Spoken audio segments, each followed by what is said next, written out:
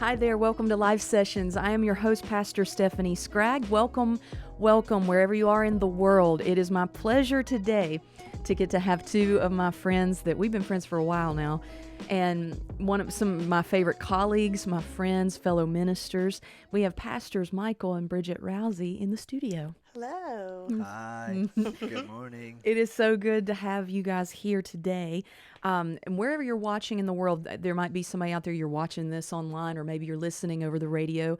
That's one of the cool things I'm very thankful about, is that our reach is expanding always, and it's a good thing. But we're here today specifically to talk about a couple things that I know are near and dear to us three, specifically because we kind of hold these things together in common, and that is ministry and business. Yeah. So sometimes we forget that the Lord has called us to be effective in every single area. So it is easy to say ministry, but then also we three individually are business owners. You guys have business together, you have things to the side. So real quickly, we can toss it to either one of you, tell our audience who you guys are, what businesses that you own, what ministry you're in.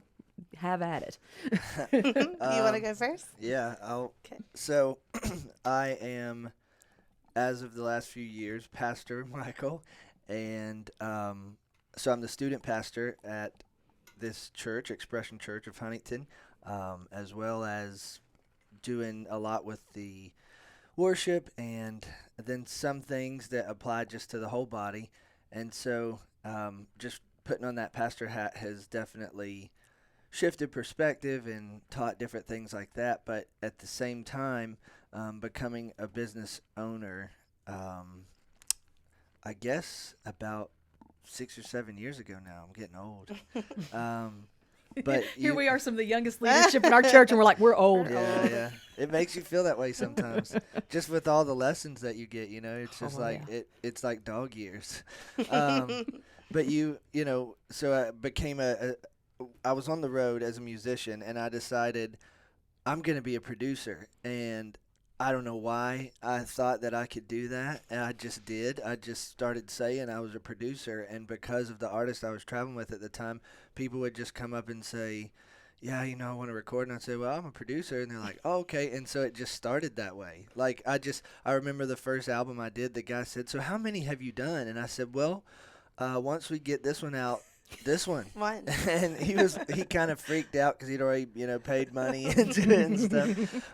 But yeah, And he's now a great friend. Yeah, and really, several of his. really great friend. As a man thinketh. Yeah. So, between pastoring and owning the recording studio and now a production company, things just kind of keep evolving. And there have been some other things that have come up in business since then, but in the process of that. So I am... and y'all are married, by the way. Yes. We'll be married 10 years in March. Yay. Yeah. I told you we're getting old. We are. Yes, I have Bridget's Dance Academy, which is a dance studio here in Huntington, going on our 10th year. So the same year we got married, in March, that August, I opened up the dance studio. Oh, so, it's incredible. Yeah. And what's neat is how God has just led you guys through, because you're married, you have 2 children, beautiful little boy, little girl, and how God has just evolved those things.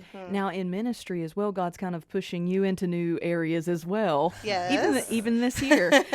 Tell me a little bit about that. I am actually in the process of getting ordained myself. So I, along with Michael, pastor the student ministry, but have not really stepped into my own title as pastor yet.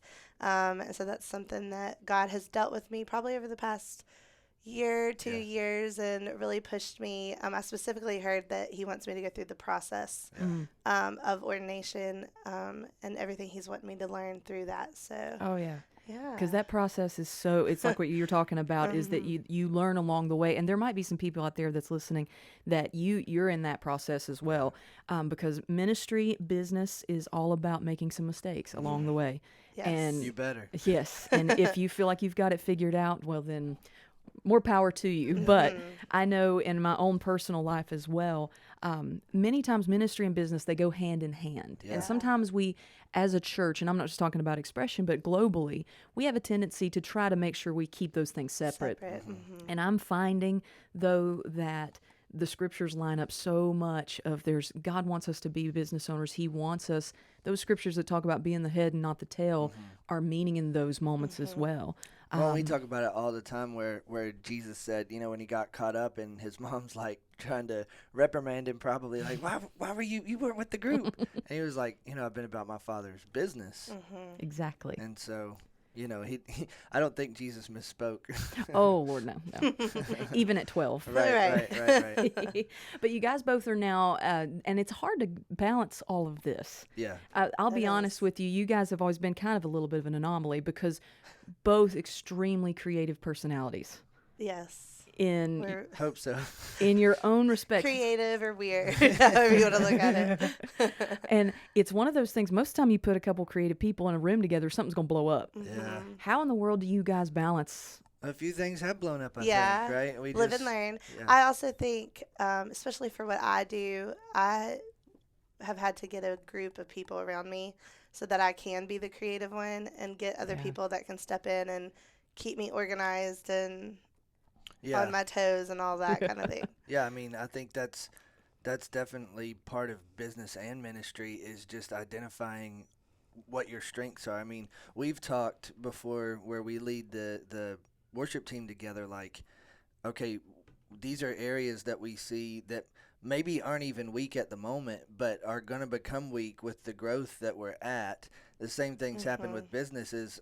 I found myself going, like, I had at a certain time in the studio and the production company's, history, even though it's just 7 years, I would find myself at times turning down albums because I'm going like, I just don't want to do the paperwork and I don't want to do the billing and I don't want to, and I was kind of pushing it off to the side because that was not my strength. And so we sat down and talked one day and she's like, you can bring this person in, and all of a sudden everything changed because they like to do that.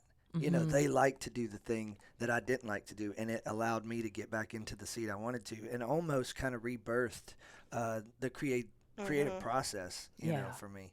Yeah. And that's huge because in ministry and business, there's some things that I'm finding, and I know you guys probably can attest to this even more, that there are some things that we feel like are only applicable to business and ministry, but just like what you said, that's one of the greatest things that I'm learning in ministry is it's better whenever you're a business owner, you're a minister, to have people around you and to have a proper assessment of yourself, to know what I'm capable of, but then also to know what your team is capable of and where you fit on that team. Yeah. Because I know here at the church, we flow together as a team. There's moments where you'll have the ball and I'm with you and I'm going to, help move that thing on the field because there's some people out there be like, what are they talking about moving down the field? Soccer, all that. It applies. We're moving the ball forward. right. And it's that same thing of in ministry, in business, have good people that you can trust around you. Yeah, that's it. You got to trust because, I mean, I know both of you can attest to in the creative part of whether it's approaching ministry, whether it's approaching business, we have probably all, I know I have been caught in like the rut of I'm so stuck on this one thing that everybody else hears or sees and they're like, it's not that. Or been ready to throw a song out or ready to throw an idea out and people are like, wait, no, that could be something, and so those people are just invaluable. How does that translate to dance? Because I know I can definitely, I can't dance. I think we've already established that. But Stand my up mind, and prove it. my mind has always kind of flowed more musically. But how does that apply in dance whenever you have a lot of creative people and you're putting together ideas and things and strengths? Do you see moments where you can be very candid, or maybe you have to be careful, or you have to? Yeah. I will say it's easier to choreograph by myself, if I'm being honest. But I have found that when I collaborate, some of the best product comes from that. But there is some give and take. And, one of my co-choreographers, her name's Haven, she and I, when we get together, we bounce off of ideas. We're able to say, no, that's not going to work. That doesn't look good. And it is a process. You constantly have to have thick skin and then come back, step away and look at it and then come back and Well, Yes. we've talked before about how that's important, especially when we would approach songwriting or producing. Before that, you have to be able to bring an idea to the table, it get rejected, and it not shut you down. Yeah. Like Yeah. you keep coming with the And next it's idea. hard because as creative people, it's so personal. Yeah. Because it's Yeah. like That's our me. idea Yeah. and we birthed it. And This is my child. it's my vision. Right. And yeah. And so Yeah. it's hard What do you when mean someone. my kid's ugly? Right. It's hard when someone Oh, it's hard. doesn't approve or disagrees or thinks what you've produced isn't it, you know? Yeah, because at a certain point you feel like, well, I'm just not communicating it well. It's like, no, it's just not that good of an idea. You can tell me And, again. you know, having both of us in a marriage being creative like that, it can get ugly at times because we have opinions and bounce things off of each other. But we've learned to trust that we have each other's, you know, overall backs. Best So, interest at heart. best yeah. interest. So if, you know, we think actually it would be better if you went this direction or vice versa, it's best to listen to those around. And then at times I've had a conviction. I'm like, no, I know this is going to work, and stick to it, and it does. You know, so you kind of have to learn that gut thing of what you see overall as the vision in front of you. It's discernment. Yeah. It's all that is just knowing when to back off, when to push, when to move into something even more, and being secure in yourself. Yeah. Being secure, like you said, that where if something comes up and it's like, no, that's not the direction, or maybe we're not going to do this, that you don't shut down. That no, that doesn't define you. That's not who we are, and ultimately, I'm more than that. There's so many things we're going to talk about after the break.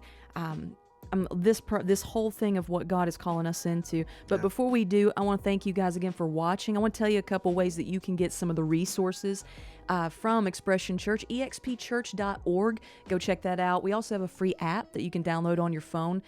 Become a part of this discussion and check everything out on there. Download these sermons. Also, subscribe to our YouTube channel. Many of you might even be watching it through this way.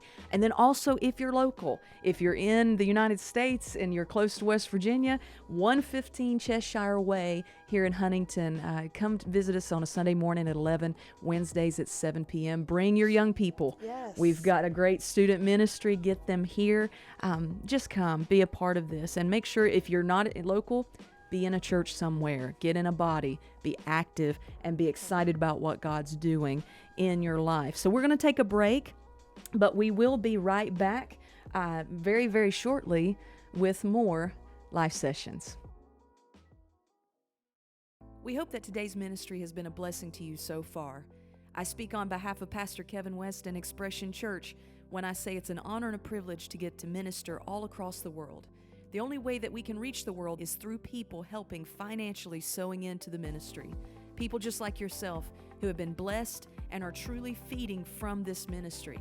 So if you feel like that's you today and you'd like to join in and begin to sow so that the message of the kingdom of God can spread into all areas of the nations, I encourage you today, visit expchurch.org, click on the word give, or you can also text give by sending a message to the number 84321 and the text giving amount. We hope again that you have been blessed by this ministry and that you will experience the expression of Jesus Christ in your everyday real life.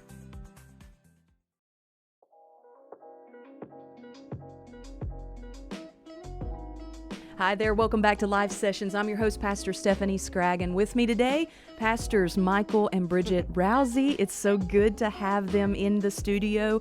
We've been talking about ministry and business. They are very similar, they're very different, but yet many principles apply to the same. Two very creative minds that I'm just honored to get to be here. We've been friends for a while. And we're talking now, we've talked about how music production, how all of that's kind of ramping up, and you guys are also our student pastors here at Expression.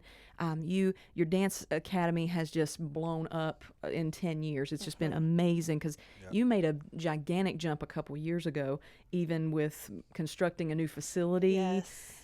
Going And my husband can attest to that. He did all of that.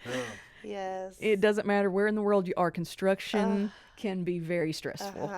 But I'm so excited about those things. But I want to ask a big question right now for both of you guys, respectively, in your fields.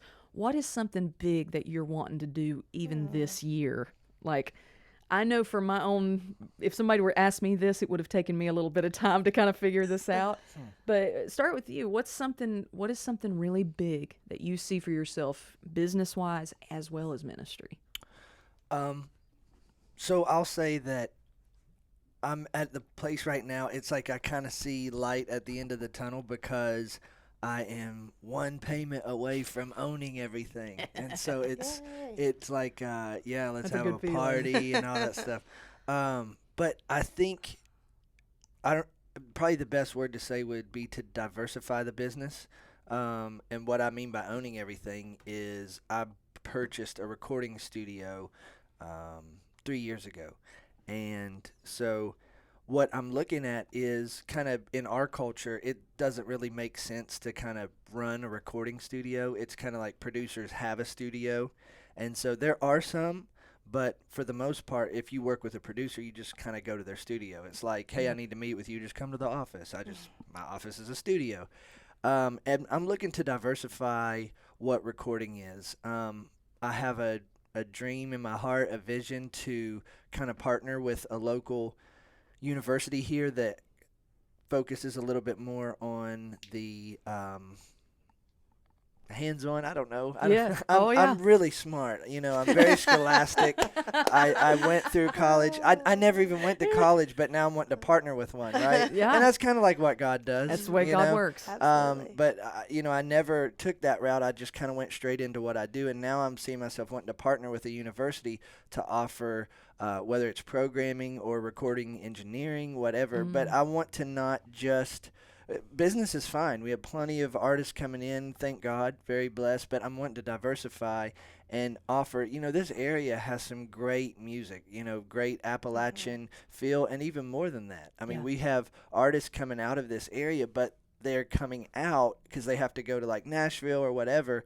I want them to know that they can come here, but I want the people of the area to know you don't just have to be an artist. Like, you can be a recording engineer and do it here and make a living doing it here. So that's kind of where I have my heart set, where I'm not so much of a teacher and things like that. I've got a partner that I'm bringing on right now, and that's his passion. That's what he loves to do. So I've wanted to do this for a while, but I'm like, I can't teach. And so here he comes. So that's the goal. And that really melds well with what we discussed earlier about know your strengths, know what I'm good at, know what I'm not good at, and then surround. Our pastor even says it this way: I don't need to know everything you know. I just need to know that you know, and you're the guy. You've got this. Yeah. What about ministry? So ministry, because those are still together. Yeah. Here's the thing. I've said it over and over again.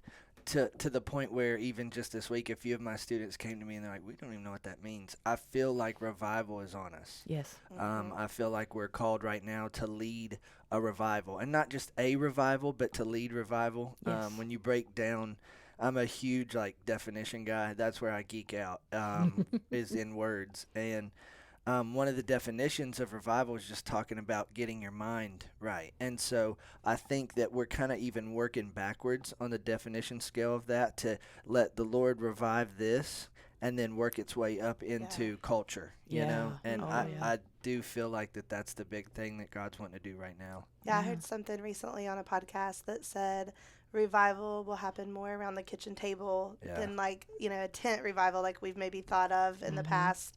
And that is just those conversations and people, Oh, yeah. however that looks like. Oh, yeah. Now your turn. What's something big? So like I said, it's our 10th year. So this will be our 10th recital. At the end of the year, we do a big showcase with all the students showing what they've learned over the year.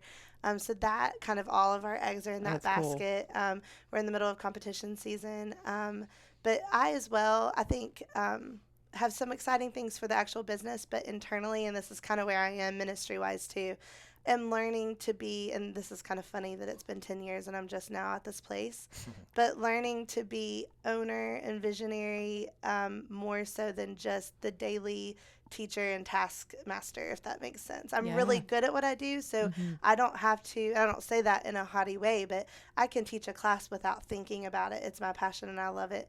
But I feel the Lord almost calling me to take a step back and be more the owner of what he's given me than just a person that can do a task really well. Oh yeah, because Jesus even took a step back. Yeah. He and gave it to us to carry out. Right. It's that moment And it's that having the team around you and trusting them more, so that I can dream of what the next 10 years look like. Yeah. You know, because if I continue just kind of marching forward, doing what I've done for the past 10 years, it will stay where it's at, but that growth, I won't see that in the next season. So. Oh yeah. And I guess it is, like, going back to what you were saying earlier with the ordination thing, it's just process. It's process everywhere, because even beyond kind of what we're both called to do, I'm in this season of life right now, and I've told both of y'all this, but it's, that old saying, check yourself before you wreck yourself.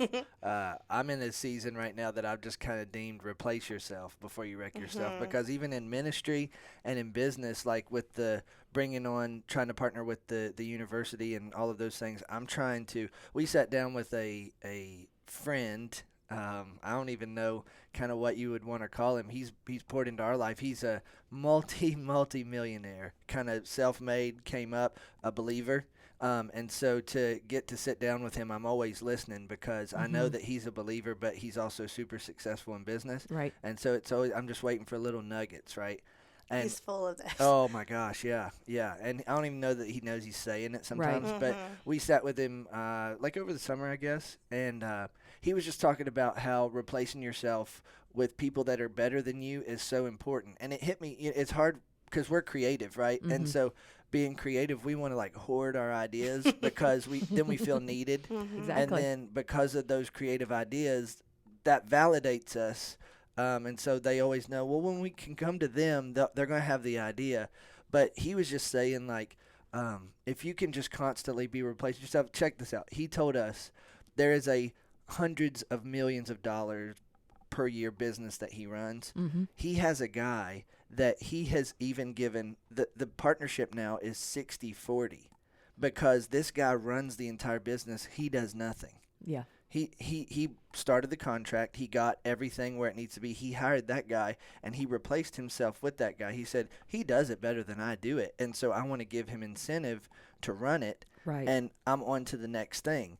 And so we've found that I think it's taken both business and ministry for us to really understand that lesson of the next thing. Yeah. Because if we just stay on this, there's no growth. It gets stale, and then nobody wants it. But the process of on to the next thing has shocked us. I told her last night, with something that we have going on in the student ministry right now, I feel like a fraud, because like I'm offering this mentorship, not for money. Right. I'm offering this mentorship to these students, and honestly, they're on fire right now from it. And every week, every time I'm with them and I see what's going on, I just feel like a fraud, because I'm going, who am I to be mentoring these students? And it goes back to the same thing as producing. Like, I feel like a fraud. Who am I to be producing your album? But it just keeps happening, right? And the process is crazy. It's an elevation, and that's the whole thing. It's meant to grow. Yeah. It was never meant for when the gospel was given, those 12 guys, had they just stayed holed up in that upper room with a few people, that'd have been cool, but it grows, and it doesn't just grow it doesn't just grow in one way. It's exponential. It's the 12, it's the 70, it's the 5,000, it's the... And it continues to move. And that's what the Bible talks about. The kingdom is just like leaven. It starts little, gets bigger. But you said something that was so profound, and it's that very same thing, and I think you're even experiencing this with your business as well, is a lot of the things, your circumstances will elevate you. You're going to find yourself in front of amazing things.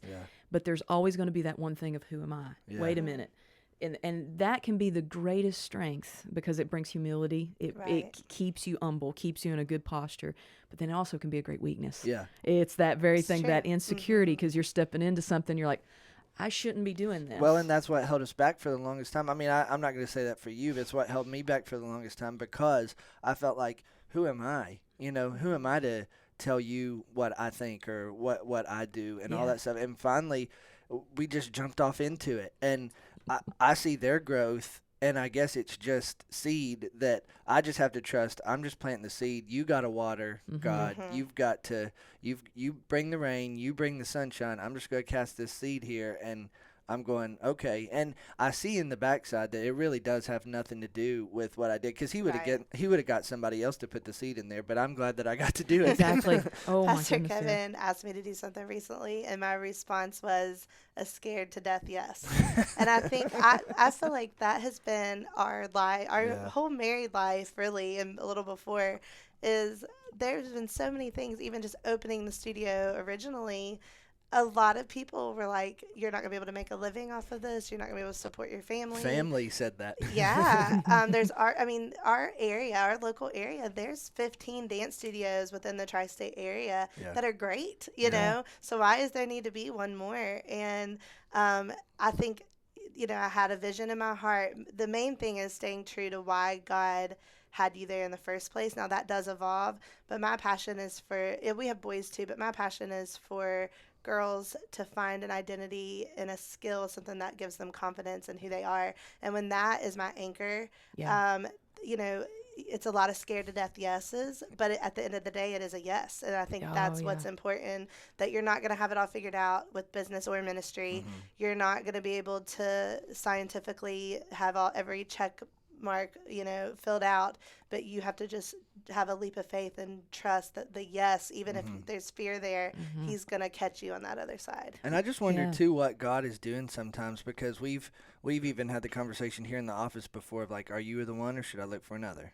Yeah. Jesus said that. And I think that on this part of my life and on this part of the journey, I'm looking even at the students that are in the mentorship, because it is important to have the 3 and then the 12. And then, it's important to have that and to recognize that in our lives. Not that we're Jesus, but obviously it works, right? Exactly. And so as I'm looking at these mentors, I'm trying to think, replace yourself before you wreck yourself, Michael. And I'm going like, okay, are y'all the one that's supposed to take the ball, or should I look for another? Exactly. And it's like, well, that's a little bit premature. They're in high school. Yeah, they are. But, who am I to say that God's not raising up something in them? And I'm not going to hold on to this student ministry so tightly that they get stunted, their growth gets stunted just because I can't hand the ball off. Exactly. And we had mentors growing up that did that for us, that there were times I was like, I'm 17 years old, I can't do this, and I was thrown into situations, and I know I can do what I do in my business today because I had those times. Yeah. Oh, yeah. God is too big. He is too big to let somebody that is seeking after him, wanting others to grow in him and to come to him, to I remember our student pastor looking at me on a Wednesday night. All I had ever done was play drums, and he walked over to the drums on a Wednesday night. The band's still on stage and everything, and he goes, "You got something in you. You need to come out here and give it to the people." And I grabbed the mic, and that was it. I had no idea up until that point that was even in there. And when it was, I'm probably 15 at the time, right? And that just started this thing that perpetually kept growing, and it's just interesting. God's way too big to get, I messed up his plan. Yeah, right. Exactly. And I think with the student ministry, that's our passion, because we were there, and adults saw what was inside of us and validated it, not as, oh, you're just a kid, wait till you get older. So I think our heart is really for those students. No, you can do it now. Yeah. Ministry is at your fingertips now. Yeah. Your passion in life is at your fingertips now. Yeah. And it's just going to get better and better as you continue to grow. But to see what's inside of them now, they don't have to wait until they graduate. They don't have to wait till they get married to start something. They can do it now. And all God needs is a yes, even if it is a scared yes. Because a lot of the times the yeses are scared. Yeah. Like, Oh, Lord, yeah. Because you guys are building this thing for your kids. Yeah. Right. I was going to say, you've got a 5-year-old. And how old is Shaden? Almost 2. Almost 2-year-old. So what we're building, that structure, everything we've talked about today is for them to now walk on. Yeah. To where they don't have to fight a lot of the battles we fought. Yeah. They get to just enjoy what God's doing. I want to thank you guys so much. Yeah. This is one of Thanks those for having conversations. us. It's like we could keep going. we could keep going with this. Part Yes. 2. if you would like to keep listening to this, and make sure you be a part of the conversation. Don't just take this in. Actually begin to have conversations with people around you. Go to our website, expchurch.org, as well as download our free app on the Google Play or the download on your phone from iTunes Store, our free app. Make sure that you get all of these things. We have all kinds of resources. Then subscribe to our YouTube channel. Make sure you tell people about this. Wherever you are in the whole world, be blessed today. We appreciate what God is doing. Come visit us sometimes here in church, 115 Cheshire Way in Huntington. We love you all so much, and we thank you again for being a part of today in Life Sessions.